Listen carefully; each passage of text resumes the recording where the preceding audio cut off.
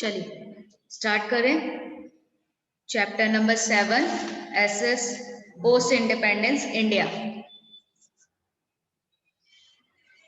Page number 49। फटाफट से सभी लोग ओपन कर लीजिए। आज हमारा टॉपिक है formation and reorganisation of Indian state. Cameras on कीजिए सभी लोग अपने। India became independent and acquired information about unification of princely state. Instead of accepting unitary system, we had accept union system of governance. जब उन्होंने ऐसा बोला कि India को जब फ्रीडम मिली थी उसके बाद जो ये प्रिंसली स्टेट थे, यानी जो हमारे रियासतें वगैरह थे, रियासतें जो थी राज्यों की, उन सभी ने मिलकर ऐसी जानकारी प्राप्त की जिसने भारत जो इंडिया था उसने संघीय व्यवस्था को स्वीकार किया। संघीय व्यवस्था मतलब जहां पर सभी स्टेट्स को मिलाकर, सभी स्टेट यानी संघ, ठीक है, तो सभी स्टेट्स को मिलाकर एक कंट्री बनती है। तो भारत ने इस चीज को एक्सेप्ट किया कि हमें अपने इंडिया में, कंट्री में एक यूनिटरी सिस्टम स्टार्ट करना है। यूनिटरी सिस्टम मतलब संघीय व्यवस्था को स्वीकार करना है, ठीक है। उसके लिए जो भी इन्होंने बोला कि जो भी घटक थे, यानी घटक ऐसे राज्यों की रचना करना और पुनर्रचना करने की आवश्यकता उत्पन्न हुई। अब जो भी स्टेट पहले के रूल्स फॉलो करती थी, जो भी कंडीशंस फॉलो करती थी, उन्हें उसमें मॉडिफिकेशन लाना था, फॉर्मेशन लाना था। तो उन्होंने ऐसा बोला कि अब जो भी स्टेट्स बनाए जाएंगे उनकी दोबारा से फॉर्मेशन होगी या उन्हें दोबारा से रीऑर्गेनाइज किया जाएगा और हमें उसकी जरूरत पड़ेगी। गवर्नमेंट ने ऐसा सोचा कि हमें, क्योंकि अभी अपनी यूनिटरी सिस्टम। यस बेटा। कौन सी टेक्स्ट बुक और कौन सा पेज नंबर? बेटा एसएस पढ़ रहे हैं हम लोग, चैप्टर नंबर 7 जो हमारा इनकम्प्लीट चल रहा था, पेज नंबर 49।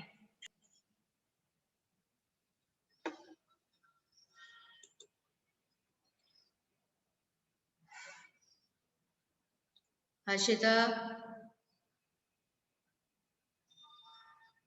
क्या ma'am?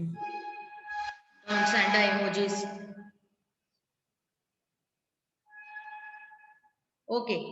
Therefore, the issues of formations and reorganization of constituents of the union occurred. इसके बाद क्या हुआ कि उनकी जो हमें दोबारा से फॉर्मेशन करनी थी और उन्हें दोबारा से रीऑर्गेनाइज करना था, उसके लिए हमें उन्होंने बोला गवर्नमेंट को कि मैम क्या आप एसएस पढ़ रहे हो? यस, मैं एसएस पढ़ा रही हूँ, पेज नंबर 49। एक एक करके आके पूछोगे। मैम 1 बाय 1 यही एक्सप्लेन करते रहो पूरे पीरियड इन लोगों को। पूरा पीरियड तो मेरा जो पढ़ाना है वो निकल जाएगा ऐसे।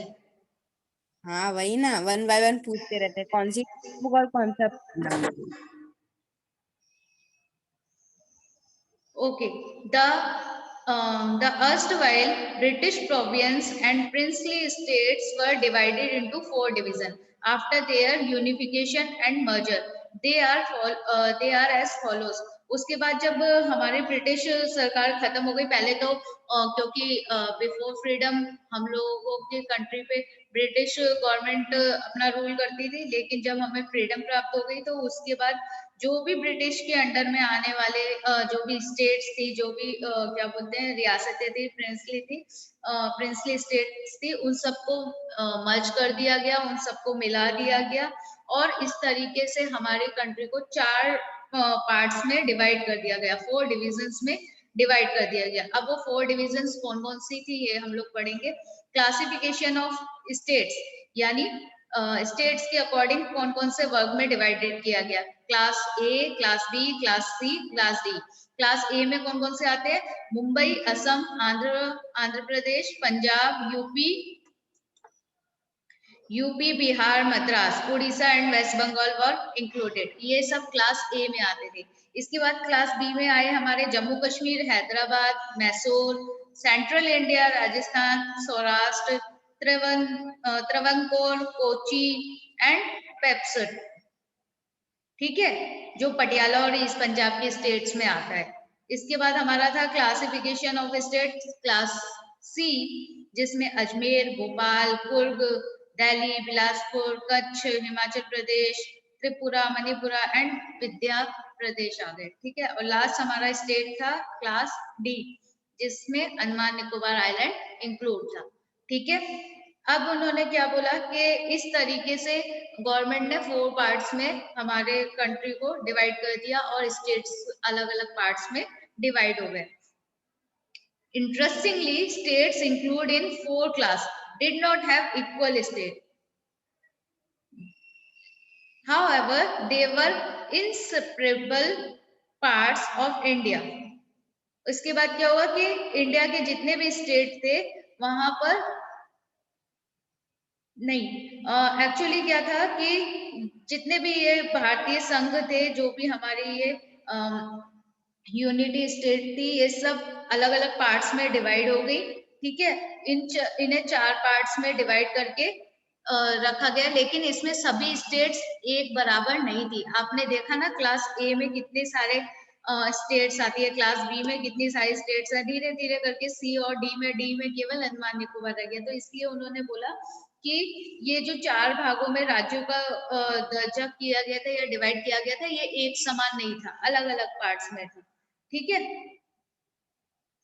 in this way, when the Constitution of India came into force, India was the union of this state. इसके बाद सभी को पता था कि हमारा जो कॉन्स्टिट्यूशन बना था वो 1950 में बना था। ठीक है, 26 जनवरी 1950 को जो हमारा कॉन्स्टिट्यूशन तैयार हुआ, उस समय पहले के जो बताए गए अनुसार 4 पार्ट्स में राज्यों को डिवाइड किया गया था, परंतु ये व्यवस्था काम चलाऊ थी, स्थायी रूप से नहीं थी। मतलब जब तक कॉन्स्टिट्यूशन तैयार नहीं हुआ था, तो ये जो 4 पार्ट्स में डिवाइड किया गया इंडिया को, वो सिर्फ काम चलाने वाली थी कि इसे आप परमानेंट नहीं बोल सकते थे, ये टेम्पररी थी। However, this proved to be temporary arrangement. ठीक है, thereafter a new demand of recognition states on linguistic basis started become strong. राज्य की जो रचना करने की मांग पूरे देश में उदित हुई, उसमें 1953 में यहाँ पर इन्होंने ये बात जो बोली है कि यहाँ पर डिमांड होने लगी थी कि अब जो स्टेट्स है ना, वो सभी स्टेट्स को thereafter new demand of reorganisation, यानी दोबारा से इन्हें रीऑर्गेनाइज किया जाए। जो भी स्टेट्स थी, लैंग्वेज के अनुसार इनको दोबारा से रीऑर्गेनाइज किया जाए, और इसकी लोगों ने मिलकर डिमांड की। 1950 इसके बाद इन्होंने बोला in 1953 Jawaharlal Nehru considered the issues reorganisation of states and appointed state reorganisation commission. उसके बाद 1953 में जवाहरलाल नेहरू जी ने इस बात को कंसीडर किया और स्टेट कमीशन में जो ये बात थी, जो ये डिमांड थी रीऑर्गेनाइजेशन की, उस बात को रखा उन्होंने। ठीक है, 1953 में जवाहरलाल नेहरू ने संसद में यानी पार्लियामेंट में राज्य को दोबारा से रीऑर्गेनाइज करने के लिए कमीशन किया और इसकी घोषणा की। Retired Chief Justice of the Supreme Court of India, Justice Faisal Ali was appointed as its chairman. Retired हुए chief justice of the supreme court के जो चीफ जस्टिस थे उस टाइम रिटायर्ड हुए, जिनका नाम था फैजल अली, और वो पहले जो रिटायर्ड किए गए, उसके बाद जस्टिस फैजल अली को एज अ चेयरमैन के रूप में उन्होंने अपॉइंट किया। ठीक है, the other 2 members of the commission were mister Hridayanath Kunzru and mister K M. Panikkar. इसके अलावा 2 जनों को और रिकमेंड किया गया और उनके नाम थे जो chief justice retired the 2 members of the commission were Mr. Haridyanath Kunzru and Mr. K.M. Panikar. This commission asked all the states to submit its recommendation through various public opinions.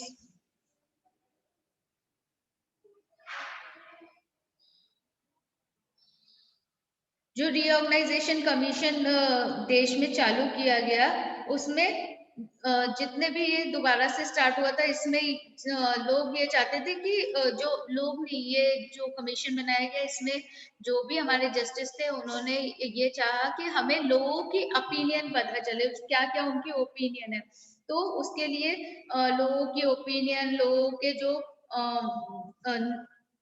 उनसे बातें की, उनसे निवेदन किया, उनसे मुलाकात की, उनको एप्लीकेशंस वगैरह देकर प्रजा के जो भी ओपिनियन थे वो प्राप्त किए। ठीक है, प्राप्त करके उन्होंने जो ये कमीशन था इसमें सिफारिश की।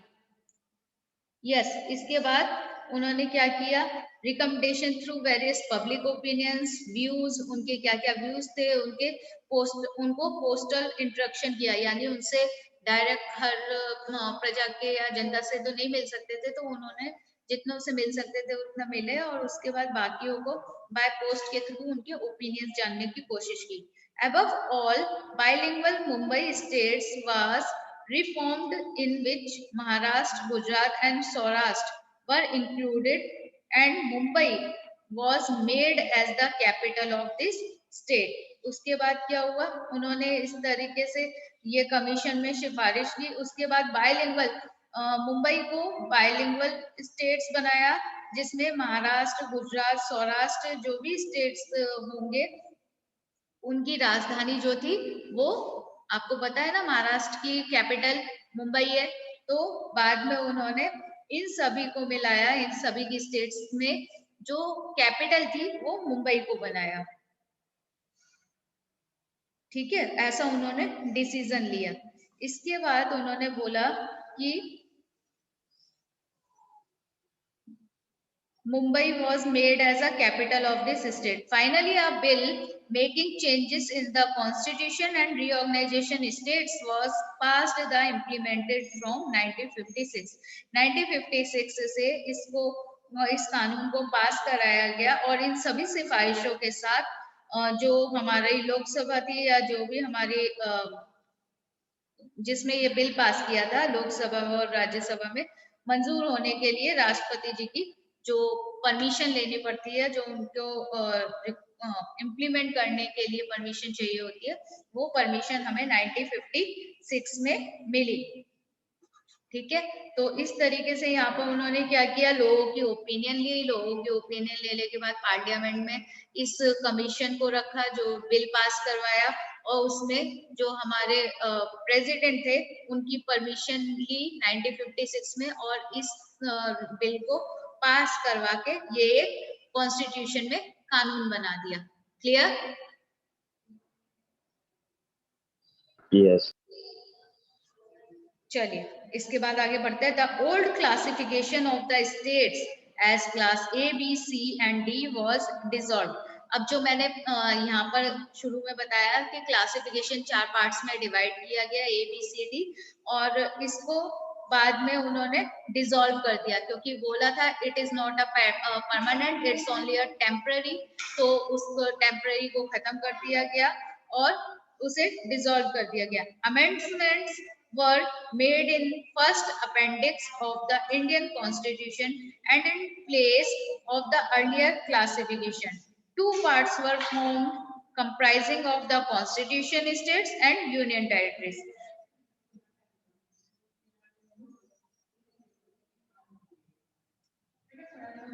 उसके बाद उन्होंने क्या किया, जो इंडिया के कॉन्स्टिट्यूशन में सुधार लाने के लिए, चेंजेस के लिए, उन्होंने उसके स्थान पर घटक राज्य, और उसके बाद क्या किया उन्होंने कि स्टेट्स को, जो हमारी कंट्री थी उसको स्टेट्स और यूनियन टेरिटरीज में डिवाइड कर दिया। जो पहले 4 पार्ट्स में डिवाइड किया गया था, ए, बी, सी, डी, उसको डिसॉल्व कर दिया गया, और उसकी जगह पर प्रोसेस स्टार्ट किया हमारा जो था वो स्टेट्स का और यूनियन टेरिटरीज का, और इसे कॉन्स्टिट्यूशन में फॉलो किया गया, बिल पास करवाया गया।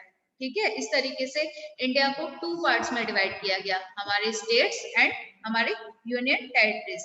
द 14 स्टेट्स इंक्लूडेड, स्टार्टिंग में 14 स्टेट्स थी। क्लियर? उसमें कौन कौन सी थी? Andhra Pradesh, Assam, Bihar, Mumbai, Jammu Kashmir, Kerala, Madhya Pradesh, Madras, Mysore, Orissa, Punjab, Rajasthan, UP and West Bengal. और हमारी यूनियन टेरिटरीज थी दिल्ली, हिमाचल प्रदेश, मणिपुर, त्रिपुरा, अंडमान निकोबार एंड लक्षद्वीप। ठीक है। Finally central government made 2 separate state. उसके बाद सेंट्रल गवर्नमेंट ने 2 स्टेट को सेपरेट कर दिया, अलग अलग कर दिया। अंत में सेंट्रल गवर्नमेंट ने दोबारा से 2 स्टेट्स को सेपरेट किया, जो थी महाराष्ट्र एंड गुजरात। महाराष्ट्र और गुजरात 2 अलग अलग स्टेट बन गई थी, वो बनी है 1 मई 1960 को। On 25 May 1960 recognition of Maharashtra as a state was made and its capital Mumbai, Maharashtra की जो कैपिटल थी उसे वो मुंबई को बनाया गया। मुंबई 1 मई 1960 is the considered as the foundation day of Gujarat and it included the regions of Saurashtra and Kutch। इसके बाद जो इन्होंने क्या किया कि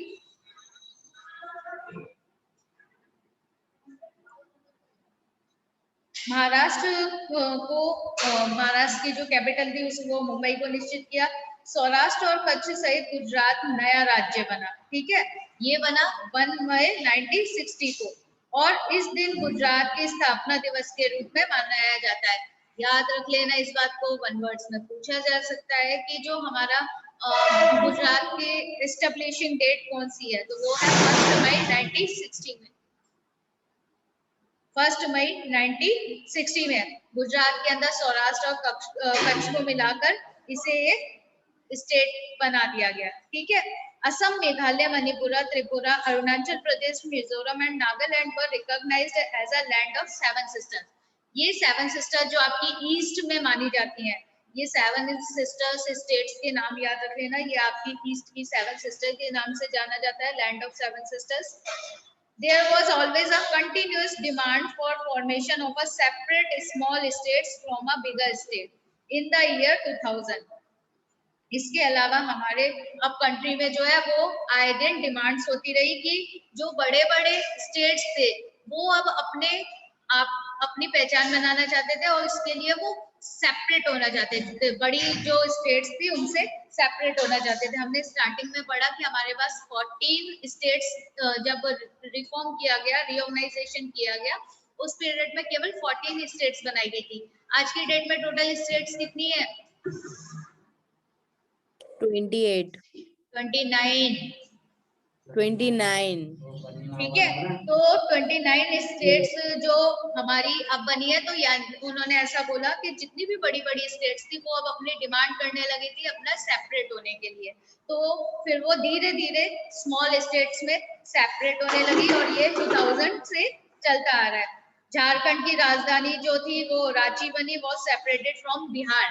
पहले झारखंड जो था वो बिहार में इंक्लूड था, लेकिन फिर बाद में उन्होंने डिमांड किया और वो सेपरेट होना चाहते थे, तो उन्होंने झारखंड को अपनी न्यू स्टेट बना दिया, जिसकी जो कैपिटल थी वो रांची थी। ठीक है। उसके बाद इसके बाद आया छत्तीसगढ़, जिसकी कैपिटल है रायपुरा। पहले ये एमपी में इंक्लूड थी। ठीक है, एमपी बहुत बड़ी स्टेट है, तो जो छत्तीसगढ़ थी वो एमपी में इंक्लूड थी, लेकिन बाद में ये भी सेपरेट हो गई और इसकी कैपिटल रायपुरा बना दी गई। इसके बाद उत्तराखंड, जो कि देहरादून जिसकी कैपिटल है, ये पहले यूपी में इंक्लूड था। ठीक है, यूपी में इंक्लूड होने के बाद ये भी सेपरेट हुआ। उत्तराखंड एक अलग स्टेट बन गई जिसकी जो कैपिटल है वो देहरादून है। ठीक है, and were recognised as a states. इसके अलावा भी बहुत सी स्टेट्स बनी थी जो 2014 में हुई। एक स्टेट थी Telangana, Telangana was recognized as a separate from Andhra Pradesh. Telangana जो हमारी स्टेट है वो आंध्र प्रदेश से 2014 में सेपरेट हुई है। ठीक है, even today the demand for various separate states has been going on. इसके अलावा भी आज की डेट में भी बहुत सारी ऐसी स्टेट्स हैं जो अपने आप को सेपरेट करना चाहती है, अलग करना चाहती है और वो डिमांड कर रही है इस चीज की। On the latest one being the Vidarbha regions of the Maharashtra. Maharashtra की एक जो विदर्भ रीजन है वो अपने आप को अलग करना चाहती है, सेपरेट होना चाहती है। ठीक है, इसके अलावा जैसे महाराष्ट्र में से अभी विदर्भ रीजन मांग कर रही है कि हमें भी सेपरेट होना है, डिमांड कर रही है वो इस चीज के लिए। Currently, the Indian Union consists of 28 states. ये पुरानी है तो इसलिए इन्होंने 28 कर रखी है, एक्चुअली 29 है, जिसमें इंक्लूड है आपकी असम, बिहार, गोवा, गुजरात, हिमाचल प्रदेश, हरियाणा, कर्नाटक, केरला, जम्मू कश्मीर, मध्य प्रदेश, महाराष्ट्र, मणिपुर, मेघालय, मिजोरम, नागालैंड, राजस्थान, उड़ीसा, पंजाब, तमिलनाडु, तेलंगाना, यूपी, सिक्किम, त्रिपुरा, वेस्ट बंगाल, छत्तीसगढ़, उत्तराखंड, अरुणाचल प्रदेश, दिल्ली एंड झारखंड। इसमें दिल्ली इंक्लूड है। Delhi is not a state, Delhi is a union territories. अब यहाँ 7 यूनियन टेरिटरीज की बात की गई है, जिसमें है चंडीगढ़, पुडुचेरी, लक्षद्वीप, दमन and Diu, Dadar Nagar Haveli and one first national capital Delhi. ठीक है, ये इसमें यूनियन टेरिटरीज और स्टेट्स के नाम दिए हैं। Change the page, page number 50। आप देख सकते हैं यहाँ पर इंडिया का मैप दिया हुआ है। ठीक है, विद कैपिटल्स, तो सब लोग इसे याद रख लेना। मैप अगर पढ़ने को आएगा तो ये इंक्लूड रहेगा उसमें। ठीक है, इसके बाद अब हमारा नया टॉपिक स्टार्ट होता है रीजनलिज्म। चलिए ये हम क्लास में करेंगे आगे कंटिन्यू बेटा। ठीक है, अटेंडेंस का टाइम हो रहा है तो अटेंडेंस ले लेते हैं।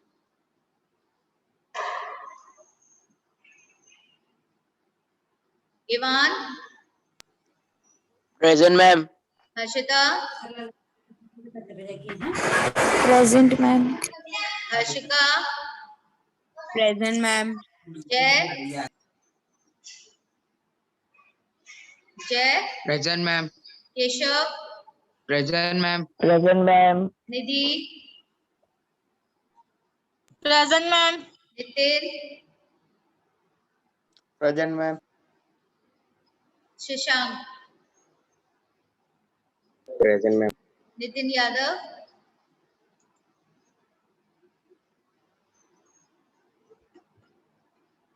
चलिए मिलते हैं क्लास में students. Okay, bye all of you. Bye. Bye. आज क्लास में एसएस लेकर आनी है, सो प्लीज एसएस लेकर आना। ओके, ये Okay, चैप्टर bye, मुझे ma'am. कंप्लीट करना है। बाय।